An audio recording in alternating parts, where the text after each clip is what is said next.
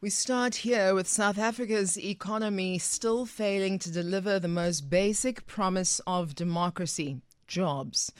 According to newly released General Household Survey 2024, nearly 40% of households in the Eastern Cape and over a third in Limpopo and the Northern Cape now rely solely on social grants as their main source of income. Unemployment has climbed to 43.1% when including discouraged job seekers. This data paints a very troubling picture of deepening poverty, a growing rate of state dependency, and questions around how long South Africa can sustain this level of joblessness and social support. Economist and researcher Dume Qubule is here with us, Duma, to explain this to us, and you can give us a call on 0861 987 000. Duma, thank you very much for joining us and welcome to Power Lunch. Thank you for the invite, Pabi. Thank you. So from an economic standpoint, let's talk about the urgent headline for you in this latest General Household Survey. What jumps out specifically to you? For me, I'm on a campaign. I'm part of these campaigns in South Africa for jobs, that unemployment should be my number one issue that we talk about all the time, because we should never normalize the situation of unemployment. 12.7 million people unemployed. For African women, it's 51.7%. For youth, it's 72.4%. We should not normalize it. 1 million unemployed graduates and so forth, and it's just, you can continue as well. Yeah. So we should be talking about the jobs crisis. It's at the root of everything that you see in this General Household Survey. Yeah, so it all really stands out, and we see the knock-on effect as a result. We're talking about extreme poverty. We're talking about what is called discouraged job seekers, and we know then the psychological way of sitting at home, knowing that you either have a post-matric certification, and yet there's absolutely nothing you can do. So let's talk about the specifics that have come out of the survey, particularly provinces like the Eastern Cape and Limpopo, where grants are now the main income source for up to 40% of households. I mean, what does this say about the grant system, but also our ability to create meaningful livelihoods? Yes, and probably, I think there's a lot of misconception about grants. The first one is that I worked for an organization called Social Policy Institute, and we came across, I was part of the campaign for universal basic income. Yes. So towards the end of 2020, we came across a study that was done by a Brazilian researcher called Dante Cardoso and his colleagues. And they found that social protection spending has got huge multipliers in 42 countries that they looked at, So you put R1 billion into social protection. In Mexico, 7 billion rands comes back to you as the government, because it stimulates local economies, and it stimulates economies, and that's number one.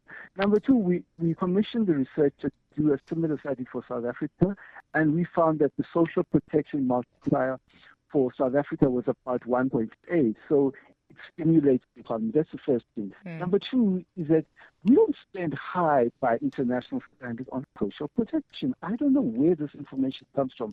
So according to the ILO's latest report, World Social Protection Report, we spend 5.4% on GDP on social protection. It also includes contributory social protection like the UIF. By comparison, the world average is 12.9%. The average for high-income countries is 16.2%. 16.2. 16.2. Okay. There's still more. Within this group of countries, there are very high social spending in countries such as Finland, 24.7%. Right. France, 24.8%. Italy, 23.3%. Belgium, 21%. Austria, 20.6%. Greece and Germany, 20%. The average for upper middle income countries was 8.5%. Within this group, there was relatively high spending in Brazil, where I was a month ago. Uruguay, 14.4%. and Egypt 9.5%. So the issue, what I'm trying to say is that we have to provide both address the immediate poverty. And there's also a graph in the General Household Survey which shows the amount of people who go poor every day. Yes. So we have to address issues of immediate poverty and hunger in our society, and also invest in the people's, invest in people, and also invest in infrastructure and in human development, education and health, and also in infrastructure. So you can't say only one issue. We must only focus on one issue, whether it's industrialization, become a fundamental part. We have to make investments across the board, whether it's physical infrastructure, education and health, that I feel strongly about, and also in terms of social protection. And all government spending contributes towards the economy. I don't understand why people don't get that, Yeah. So all government spend contributes to the economy. Your line is a bit strange. I'm picking up every second or third word, Duma. I don't know if you can... Sorry about that, yeah. Let me just walk around, yeah. There we go. Can you repeat the very, very last thing that you mentioned?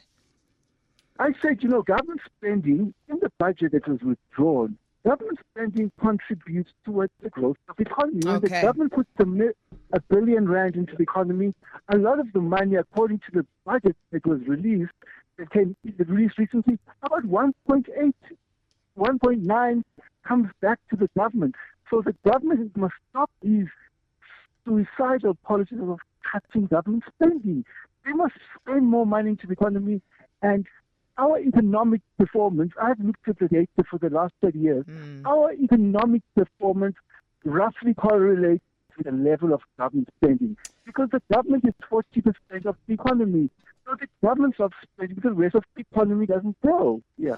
All right, I understand that now. So, obviously we were all watching, and as an economist yourself, you would have as well watched and analyzed what the finance minister said in the recent budget speech. He does talk about investing in infrastructure. He also talks about, what would be happening in terms of health and education. So he has talked about that. Whether it is enough or not, we don't know, and you can analyze that for us.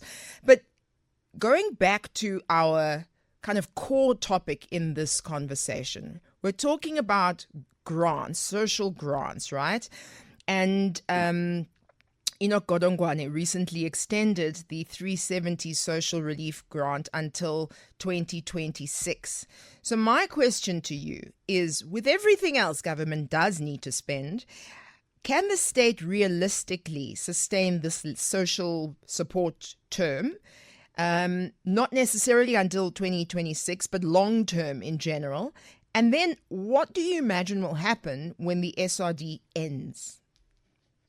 Well, the SRD has been going on for 5 years. I don't know why the Treasury has not made it a permanent. Why do they fight for it 1 year at a time?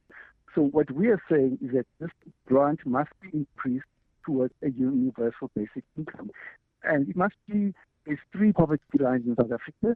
So we are saying that it has to be phased in at the food poverty line, which is about 796, at the upper bound poverty line in the second year, which is about 1,100 rand, and at the upper bound poverty line, 1,600. So that is part. And so that is what I'm saying, and I've been arguing about this in South Africa for the past 5 years, since I've been part of this campaign for universal basic income. Yeah. Explain that a little bit to me, because if we're talking universal basic income, talk to me of the interplay with that and the SRD. Okay, so we have the SRG that goes to about 8 million people.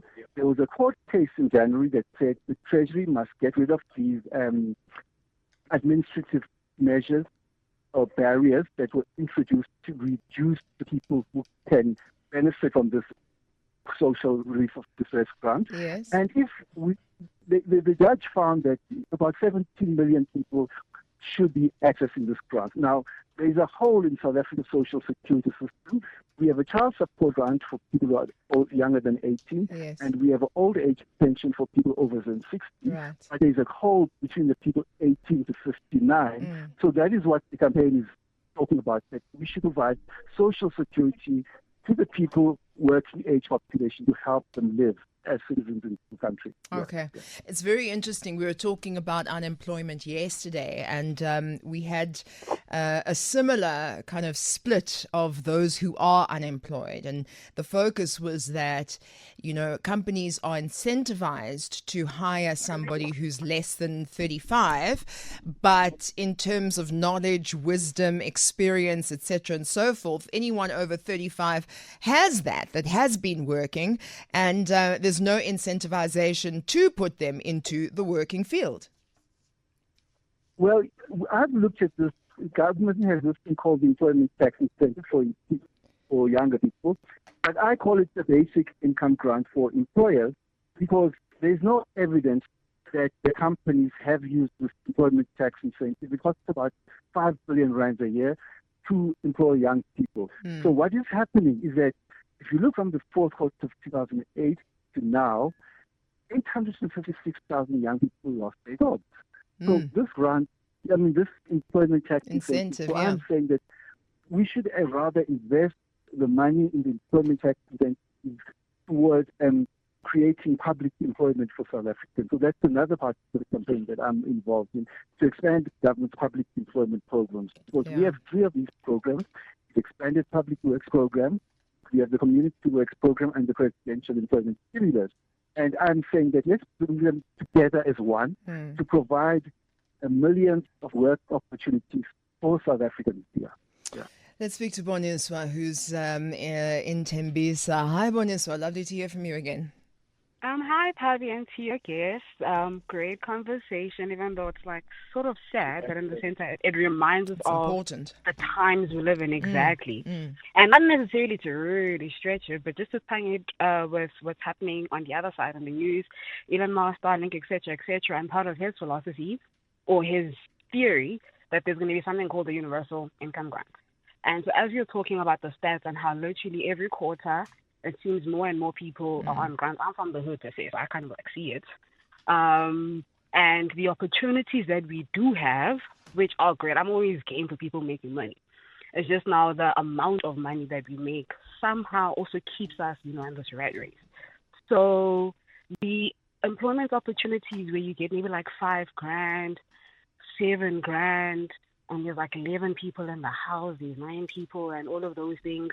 It is a great opportunity to get an income, but to a certain extent, it reminds me of that notion of a universal basic income grant. So meaning, when I hear people getting $350, I don't tend to lax and be like, at least I'm getting 4.5. In a sense, I kind of feel it's a similar structure. And in the long run, because, again, unemployment is a thing that's continuing, it doesn't seem to be a plan. At the same time, the opportunities that we have, which are for young people, which I personally have a problem with, is just the quality of work that is provided as the opportunity, the amount of money that you get paid, how it contributes to your life in the 3 months, 6 months, 5 years from then. So they seem to be just projects that sort of run disconnected, from what's happening also in the real world. So you find us as young people, you do this, you do that, you do this. After 3-4 years, you've been doing bits and pieces of things. And then you're 35. Now you can't even get a job because you're too old. You were too young, you were getting paid strange amounts, All right, let's hear what Duma has to say. Thank you, Boniswa.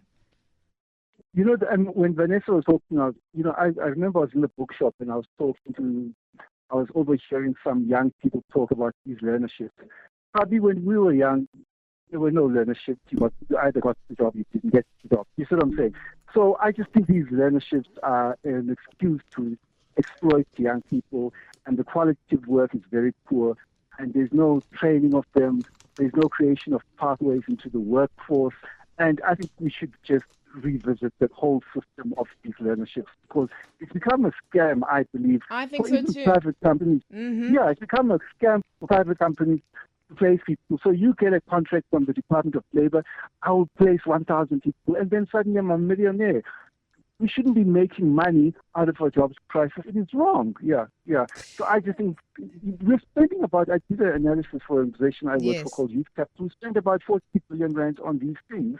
And what happens, it's almost like a revolving door. You get a job for a year and then you're out, and then someone else comes and gets the training for a year. So it's permanent exploitation of young people at low wages. I just think we have to rethink the whole thing. Yeah, I do think so, and I agree with Boniswa on that, absolutely. And I agree with you saying that there weren't necessarily learnerships, but I didn't go a very conventional corporate route in my life, but I don't recall that as much as I see now. And I just don't understand how organizations don't see how the quality of their work, the quality of their output is so diminished as a result of not having people with experience there to put the work out. 100%, yeah. All right. Where can we read more of the work and the research that you do, Duma? The Social Policy Institute closed down. Maybe I'll do a link to the Kaya website. I mean, the Power FM website, where we can share some of these documents that we did. Yeah. You're going to be on our website. Well, I don't know, because we've just shut down the organization called the Social Policy Initiative, where I've worked for about the past 5 years on the research on universal basic income. Yeah, so I'm not sure, but people can reach out to me and on social media and wherever. Yeah. Okay, all right. I think I understand what's going on. But blah blah blah, and then we're gonna have a meeting with the online. I'm not sure what happened there. Duma Gubule, who's our independent economist, here on the line with us on Power Lunch, talking about the survey that shows up to 40% of poor households relying completely on grants and joblessness, and speaking about the social relief of distress grant, but also talking about universal basic income, proposing that all citizens or residents receive a regular unconditional sum of money from government, and some of the comparisons between the two.